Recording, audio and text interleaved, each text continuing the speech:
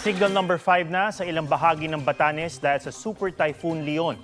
Base sa 11 p.m. bulletin ng Pag-asa, signal number 5 sa north at eastern portions ng Batanes.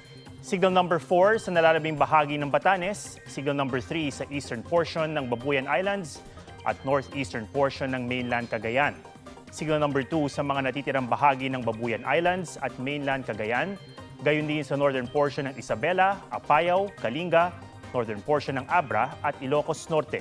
At signal number 1 sa nalalabing bahagi ng Isabela, Quirino, Nueva Vizcaya, natitirang bahagi ng Abra, Kalinga, Mountain Province, Ifugao, Benguet, Ilocos Sur, La Union, northern at central portions ng Pangasinan, north at eastern portions ng Nueva Ecija, northern at central portions ng Aurora.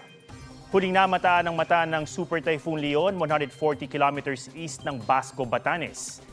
Taglay ang lakas ng 185 kilometers per hour malapit sa sentro at bugsong aabot ng 230 kilometers per hour. Hindi inaalisan siya sang tumama rin sa Batanes ang bagyo. Dahil din sa bagyo, magiging maalon sa ilang baybayin sa malaking bahagi ng Luzon.